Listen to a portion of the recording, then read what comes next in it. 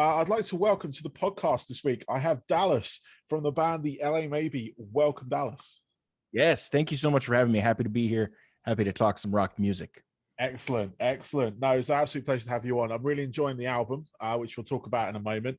I've been lucky enough to be furnished with an early copy because as of recording this, it's out on Friday. Next Friday, isn't it? Yeah, next 6th. Yeah. When this comes out, it's going to be slightly after, so it'll be out now. Everyone, go listen to it. But yeah, you've got an album, like I say, coming out on that day, and it's called Dirty Damn Tricks. That's right. And it's a fantastic album. If you love like rock and roll, hard rock, which I do, absolutely fantastic, absolutely loving it. You've also got a single out as well at the moment. People can go and sample it right now. You got Mr. Danger as your video and single that's just come out.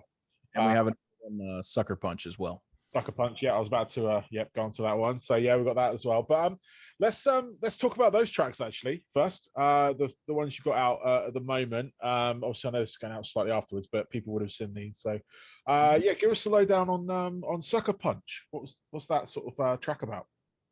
The track's about it's kind of about all the naysayers, you know, all the people saying you can't do it, and I guess it really applies for anything in life, but specifically coming up as a musician, you know, you run into a lot of people that are like, you can't ever do this, you know. So that's what it's about. Ironically, we got a comment the other day that said something like these guys suck, you know, just something, you know, something like that.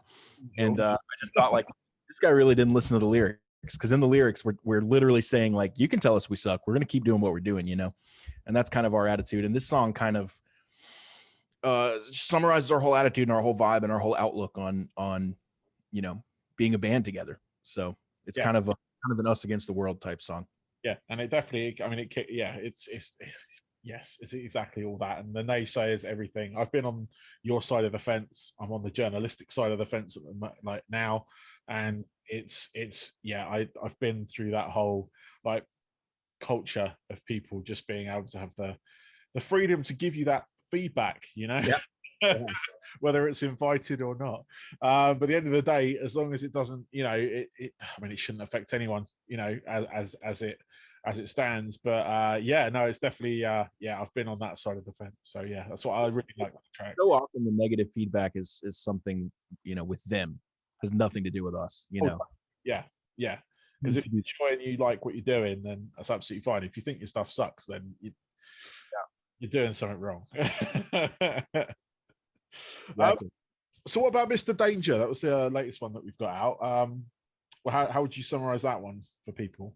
Mr. Danger is the most kind of AC/DC inspired one, and we wanted to lead with that one because of singer Alvy's history with AC/DC. He actually auditioned for them in 2016. He was one of only 4 singers to do so, and you know, we've been very open about that story, and we wanted to lead with that single because of that, and the two stories kind of, the song and the story kind of tied itself together beautifully. So that decision was able to land us some good press and some good, you know, it just kind of helped launch everything efficiently. Yeah, and that's what we wanted to do with that. So that's kind of where we came from with that whole thing. Oh, that's cool. I mean, I was going to come on to that with Alvy, because that's obviously quite a, you know, it's the glaring thing in the room, and you are, you know, rightly talking about it because it's huge. Like, he was one of 4, like you say, one of 4 vocalists, and obviously the one that got it, that guy's like immortal when it comes to the rock and metal genre, and it would have been amazing if he beat him out for that, you know. But obviously, speaking for Alvy on this one, how did that come about? Because I've seen the movie Rockstar, and I can kind of see it happening like that, like where they see this. Not quite as romantic as that, although that movie is incredible. Yeah, it's so he was doing an AC/DC tribute at the time. Okay, and when Brian went down and had to pull out of the tour, they hit up, you know, of the 4 singers they hit up, it was of course Axl Rose, and the other 3 were tribute band singers, one of which was Alvy. So they you know, they all got to audition, and Alvy got the call. I've heard him tell the story enough, I can pretty much tell it the way he would tell it at this point. But he got the call from the main, you know, Angus Young of the tribute band, and his name's Jeff, and he said, you're not going to believe this. And so they headhunted Alvy. It wasn't, a big cattle call with 800 people in a line like American Idol. It wasn't anything like that. They called him. And I assume after, watching some videos or something like that. But yeah, he can definitely sing some AC/DC. That's for sure. Yeah, I mean, you could definitely hear those tones in your album. In fact, like you say, like you had like the Mr. The reason we went after him to get him in the band, because if you want to get into a little bit of the band history, he's still the new guy. He joined really recently in like August. So I mean, everything is really, really new with us. We're not even close to a year old, probably about 6 months at this point. And we went after him because he's currently, his day job is he's the singer for a Guns N' Roses tribute. So he plays Axl Rose. Wow. And that's my favorite band. Yeah. So I figured, when it was time for us to look for a singer, I was like, well, we could probably start there with, singers in tribute bands that sing the way we want a singer to sing in our band. Right. So we went up, and there's a bunch of them. Alvy, he's the closest in age. He matches all of our personalities. He was just the obvious, he's the best singer out of all. He was the obvious, the obvious choice when we went up. So we went up one day, me and our bass player, Rasan, drove up and just hung out with him for the day. We jammed some Guns N' Roses with his crew in their, rehearsal space, and jammed a couple of our tunes, in the early stages, and everything felt really good. So I think it was literally 4 days later, he was in the booth at my place recording vocals for the album. And it just kind of spiraled out of control from there. That's amazing. I was going to go into your origin story as well, but I'm saying you pretty much covered it from his point of view. But how did you guys originally get together? Because like you say, he's only been in the band for that amount of time. What were you guys doing beforehand? Were you sort of like rotating members, or were you someone else? What's the sort of origin of the LA Maybe? It's cool. It's like, all the band origin stories are kind of messy in the beginning. People come, people go, change the name, change the style, everything. And yeah, so it's good we're pointing on this. So I consider our starting point, our true starting point, even though the band The LA Maybe has been around for three-ish years, whatever. I consider our starting point to be when Alvy joined the band, because that's when we shifted focus to original music. We recorded an album. We had finally our full 6-piece lineup set. And that's where I consider us starting from. But prior to that, we were playing around, we're from Charlotte. So we're playing around Charlotte, North Carolina as a variety band. So we were doing, 3-4 hour sets a night, playing everything from Bruno Mars to Guns N' Roses to Boston, Backstreet Boys, Prince, everything. And just to random, bars and stuff like that. So we had some fun doing that. And we had started working on some original music, but it just wasn't really clicking right. We didn't feel like we had the right singer at the time. And yeah, so we just made some changes and ended up where we are now. But that's what we were doing for probably, that's what we did all of 2019. And that was our plan for all of 2020 as well. And then the pandemic hit, which was the biggest blessing in disguise we could have asked for, because it canceled all of our shows. So we were like, okay, time to focus on original music and sort out all the problems we want to sort out and move on. So that's what we did. Amazing using that time as well, because I mean, coming from like you say, you got a variety band, or we call them function bands here, and because obviously that is your kind of like bread and butter, if you will. That is your main kind of like money side of things, and I've got friends in cover bands that and I know the money is good for that, especially if they are a good cover band. Because well, people want to hear that music done in the most original way without paying, getting but like tribute bands, stuff like that, and it's it's amazing, like going from that and then being able, obviously the pandemic hit, and you being able to shift your creativity to that, which is amazing, because a lot of bands kind of were going before that like full time, and then suddenly everything stopped for them, and they've had to kind of like exactly adapt. And what was lucky for us is the pandemic was a reset button. So and we reset every possible thing about the band. I mean, down to the logo, like everything was reset. And we came out of the pandemic, so to speak, even though we're still, I guess, a little bit in it. We came out of it as like a new thing. Yeah. And that's what we wanted to do. So we disappeared for a few months, and everyone kind of forgot about us because everybody's busy dealing with that. And then, now we're starting to come back in a new way to more people. because it was just, local people knew us, and they still know some of our old original songs, and they're like, is that going to be on the album? And yes, some of them are. But it's cool to come out to a lot of other people now. We have people in Germany, you're in the UK, we people all over the United States where we're from. Every state, I think at this point we've shipped merch to. And it's really cool to see that happen, where prior to that, nothing nothing like that at all. So it's really cool to see it kind of go bigger now. Yeah, I mean, it's a testament to your songs, really, because obviously that's what people are hearing. And the fact that this pandemic has hit, obviously it's hit differently around the world, but it's given, like, for me personally, it's given me time to listen to more music that gets sent. Because being on that journalistic side of things, you get sent so much music, like old, like, well, I say old bands, established bands. I get obviously a lot of those, and you've got people releasing albums, you've got new bands trying to break through. Whereas before, like, because of doing radio, doing like DJing nightclubs, I'd look for the sort of like bigger rotating bands, if you will, like the ones with the big singles, Lamb of God. I mean, AC/DC released an album last year. It's just stuff like that. You'd look for those, and then it wouldn't give me much time for the newer bands like yourself.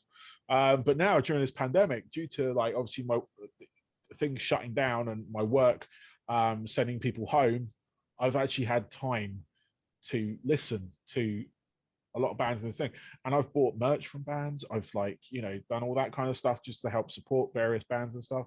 And it's been a great time for a listener. It's not been, I don't think it's been amazing for a lot of musicians, because they're kind of, a lot of them are used to going out playing, releasing, going out playing.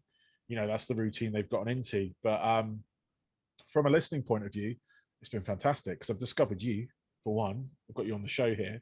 And last year I discovered so many other bands, like, just having the time to sit down and actually listen, or just have it. And that's good, because there's so many out there that are really amazing. Exactly. Yeah. So many new rock bands in particular that are really worth listening to and worth supporting. Yeah, totally. And it's just a testament to, like, people getting, like, them adapting to the situation. Obviously, some have done live streams, some have done nothing, some have done other, socially different things, like, and it's just sort of like keeping people entertained, but obviously keeping yourself sane at the same time, because obviously those creativity bits don't go away. And we're one of those that pretty much did nothing. No, we did a lot of behind the scenes stuff, but on the surface it looks like we disappeared and then didn't do anything. But we are coming back with a full album. We recorded the whole thing start to finish in 3-4 months. So and that was with Alvy coming in being like, what am I singing? Like, I don't like. So it ended up he really did an incredible job, because this is his first foray into original music. He's always been doing tributes and stuff, and he's been wanting to do original music for so long, but just couldn't find the right group of guys. So it was serendipitous, because he was a singer looking for a writer, and I was a writer looking for a singer. So we just met and immediately clicked, and it was like, let's do this. Let's not even think about it too much. Let's just rock, because he has the voice that I've always wanted to work with. Yeah. And apparently I write the songs that he's always wanted to work with. So it just worked perfectly. So we did, it just went from there really, really fast. That's absolutely amazing. Let's talk a bit more about the album, actually. Like I say, it's called Dirty Damn Tricks. As of this release, it is out now. So go listen to it, people. I love the singles you released on it. We've already talked about those. I really loved Take Me Away as well. Ah, nice. That's a good one. Yeah, it was a nice track. And the album's like, it's full of, it's just a great hard rock album, but it goes from the sort of that hard rock spectrum, and like with like Take Me Away, you can sort of slow it down a little bit and give it, a bit more of a like a little more like swag. Yeah, that's the word. But no, I'm really, like I say, really enjoying the album. What can you tell people that obviously they're looking forward to it? But what can you tell them about the album that you can sort of get them? Sure. Well, a lot of people heard Mr. Danger and figured we were just another AC/DC wannabe, and that's fine. We knew we'd get some of that. So we hit him with Sucker Punch after that, and now all that conversation has died. I haven't heard a single thing about that since, from someone that's heard, Sucker Punch, because Sucker Punch obviously doesn't like AC/DC. And then, from there, I think the album goes in lots of different directions. It's all in your kind of hard rock and roll genre. If you like that, you're going to like everything on the album. But we kind of try to hit different areas of that. We have kind of the deeper song about addiction. We have the slow ballad about suicide. We have the upbeat party song with, chanting gang vocals. We have, the fist pumping, like rock, that kind of thing. We just kind of go into all these different territories that we wanted to cover. And we tried really hard, and I think we actually succeeded. And I'm sure every artist ever says this, but I truly believe there's no filler on this album.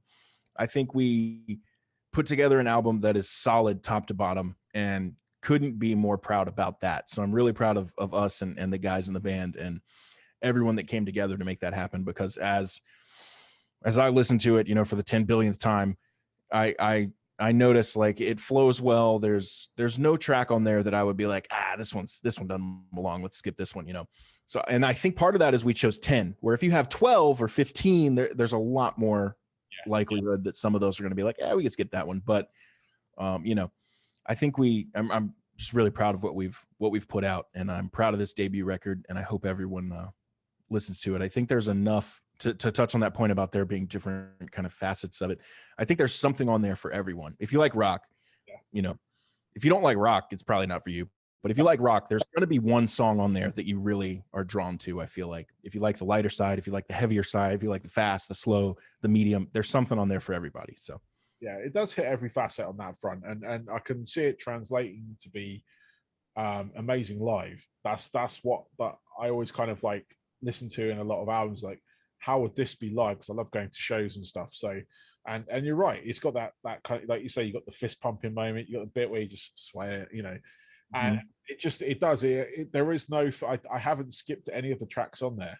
And I've had it on like rotation with a few other bands as well, but I haven't skipped through anything. Like you say, you have made an album with no filler on there. I have to agree with you on that. Excellent. I've got a couple of questions left for you, if that's all right. Definitely. To your day and everything. But these are more about yourself and your background and everything. But what I want to find out is what are your 3 most pivotal albums in your life? So I'm talking about, like, say, the one that made you want to pick up an instrument and play, or the one that you wanted to get into like the rock and metal world. What album really kind of like got you into that sort of side of things? Sure. Yeah, most people probably sit here and tell you it's really hard and they have to decide. I'm not that guy. It's Guns N' Roses' Appetite for Destruction. It's Black Crowes' Shake Your Money Maker, and it's Train. Wow. That was straight off the bat. Appetite for Destruction.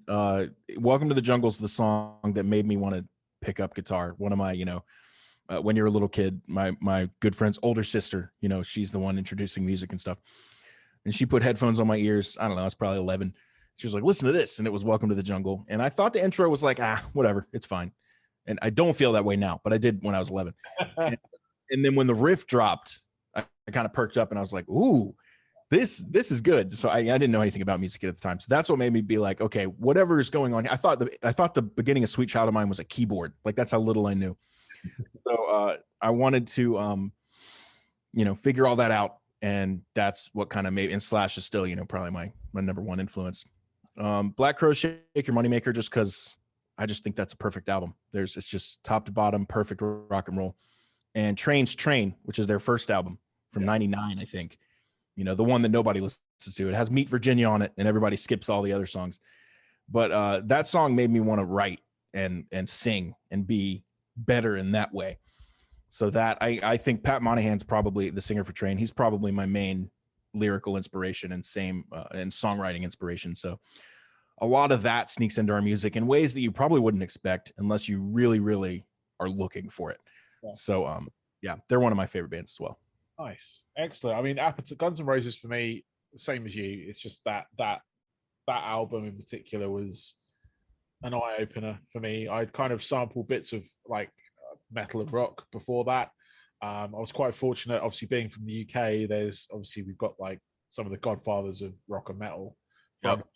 from. But my first sort of like exposure to that was Motorhead when I was probably 6 or 7 years old, and that kind of spiraled into like Guns N' Roses are like my all-time top band, Yeah, that's mine too.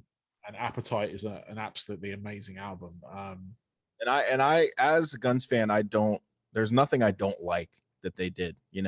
You'll find it's similar with Star Wars. You'll find fans that are really passionate about A but hate B. It's like, can you really say you like Star Wars, or do you just like that movie? You know what I mean? Like, so it's I'm kind of the Guns N' Roses thing. Like Chinese Democracy, love it, top to bottom. Use Your Illusion 1 and 2, love it, top to bottom. Lies, top to bottom. Live era, top to bottom. Like everything. Like I'm into it all. Yeah, no, I was having a discussion with a friend the other day actually, and we were talking about Chinese Democracy. In fact, that came up because we were talking about like albums that kind of. I didn't find it disappointing because I really enjoyed it as well. But Here's the problem with it. With reflection, with years, decade or more actually now of reflection, I think people are starting to finally be like, that album's pretty good actually, because like it unfortunately, whatever it was, they could have released Appetite 2 and people would have been like, this sucks, because it's just like whatever it was going to be, it was too hyped, it was too late, it was going to suck no matter what was on that album. So it failed before it even got to the starting line. But I listened to it objectively, and just because I love Guns N' Roses, so I tended the other way. So I listened with a really open mind, and there's really, really amazing stuff on that album. Everything is just a solid album, and sonically sounds amazing too. The production's on point. Yeah, no, totally. And it was like when I was sort of like listening to myself, there were tracks like, oh, that's going to sound amazing live. It's going to sound amazing live, and these were the tracks they actually kept as well for like, we're not at the lifetime. Yep. Playing like Better and Chinese Democracy and all these tracks that were on there, and they sound great compared like with the other stuff as well. Like, where people were kind of like, this is just Axl and Friends or whatever. Who cares? Do you like the album? Exactly. You get it. Yeah, I'm gonna go back and listen to Train. This is like main reason I asked this question. It's for myself to kind of like discover those albums that people had those moments with, and just sort of. And Shake Your Moneymaker just celebrated their 30th anniversary, so they just released that deluxe with all the unreleased bonus tracks and all that stuff. So that's really cool as well. Yeah, so I'm gonna go back and listen to those because I haven't heard those, or I haven't heard the Train one, to be honest with you. But I heard Shake. It's more like acoustic, like roots rock. Yeah. I just love his songwriting, and he's one of the best frontmen ever. Wildly overlooked because he's often thrown in with pop because people associate like Hey Soul Sister, that kind of stuff. Yeah. And he has leaned more pop now these days. But yeah, in the beginning they were just a 5-piece roots rock band, and it was really cool. Yeah, no, I'm gonna go back and listen to those. So thank you for that. So finally, what I've got is one more question. What are your hobbies away from music? So I know you kind of dedicated your life to obviously being in like the function band, and obviously now you've got the LA Maybe. But what else do you do to kind of like not so much get away with it, but unwind? Yeah, that's a good one, because up until pretty recently I didn't have anything, and I just realized music was everything I do all the time. Even my hobbies were like, oh, well, I'll do a new album by myself that's just this, like that would be a hobby, for example. But now, about a year ago, I started a YouTube channel focused on Star Wars and gaming. Oh, nice. And so that's kind of my main thing outside of music now. And and just video games pretty much. I don't do a whole lot. I like fitness, so yeah, cool. What games are you playing at the moment? Well, I actually was playing too much, so I took off the first quarter. The last one I played was I played Cyberpunk all the way through all the bugs and everything. Oh wow, well done. It was definitely buggy, and I definitely had it fully crash on me probably 3 or 4 times. Yeah, but I got through it, and it was it was just buggy to the point of I think most people would have been like, this sucks, I'm done. But I powered through. The story's good, story's solid. But yeah, and then for my channel, I play Star Wars games. I don't take those off because I get paid to do it. But other than that, I've taken video games off for 3 months. Fair enough. Yes, lockdown did get us certainly addicted to certain things. Oh yeah. I'm playing through. I'm not say playing through. I'm just playing Killer Instinct at the moment. Oh, So nice. yeah, I'm just Do you sort of. prefer like RPGs or first person shooters, or do you have a preference or what? I'd probably say first person, just purely. I mean, I spent a lot of time on like Destiny. So you'd Um, probably like Cyberpunk then. It's yeah, I basically. played through it. Oh, okay, cool. Yeah, I've played through that as well. I managed to. My Xbox managed to keep it going. I think it crashed, like game ending crashed twice. Oh Uh, yeah, but mine it was. wasn't too bad. It was just very empty. So just sort of like wandering the streets and there's no one there. Very strange. Um, but no, I played through it. I loved it. I loved the story and the multiple endings to it and everything as well. It's Endings. And I'm a trophy hunter, and you have to get, you have to do all the endings. Every ending's a trophy. So and even the super secret one that you have to if you make the wrong decision at like halfway through the game, like that ending closes. So it's like, oh man, I had to give up because I was trophy hunting too hard. I was just like, I can't do this anymore. But yeah, other than that, that's what I played most recently. But yeah, and then any Star Wars game, always love those. Yeah. I was just I used to play Battlefront quite a lot. Mhm. That was good fun online. And I played through Fallen Order. Yep, that's a good one. Yeah, Really. on the old Game Pass thing as well. So I'm still waiting for the Star Wars version of Grand Theft Auto, and I'm not sure why that doesn't exist, because that would immediately become the greatest game of all time. it would, yes, I I totally. don't know, why is the developer not working on this? This is so obvious. Yeah, I thought. So everyone, that would sell out faster than any game ever, and it would have more staying power than Grand Theft Auto, which people are still, it's still like the second most streamed game on Twitch. Like, It came out. Was it 5-6 years ago? Yeah, long time. And before that, but Grand Theft Auto is it's so massive. It has so much staying power because there's so much you can do, and it's and so many like just funny little things. If you just look up like Grand Theft Auto fails or just whatever, it's like amazingly funny. Yeah, I was hoping Cyberpunk would be that. Well, yeah, come on, give me the Star Wars version of that. Yes, do it. Anyone watching that works for I know people that work for Game, so if they're watching, do it. Yes. Of the gross. Yes, yeah, that too. This is proof that we got it before them. But yeah, Dallas, thank you very much for your time. I really appreciate it. Do you want to give a plug to your YouTube channel or anything like that? As we're going, it's just the Star Wars guy on YouTube, but yeah, and then the LA maybe as well. Both of those names are pretty Googleable, so if you just plug them into Google, wherever you want to go will pop up. Awesome. Well, thank you very much. Website's lamaybe.com. So sorry, say that again. lamaybe.com website. Cool. Yeah. Sorry, the sound cut out this end, so I don't know if it cut out. Worries. But no, thank you very much, Dallas. I really appreciate your time, man. Good luck with the album. It is out March 26th, people. Go listen to it, go stream it, go buy it, go do whatever you do. Just don't steal it. We do actually have CD hard copies, signed CD hard copies, and vinyl available on our website. So yes, people, go buy vinyl. I buy vinyl all the time, so go buy vinyl. But yeah, no, thank you very much, Dallas. I really appreciate it, and you have a fantastic rest of your day, man. Yeah, you too, man. I really appreciate this. Thank you for the time. Thank you. Bye-bye.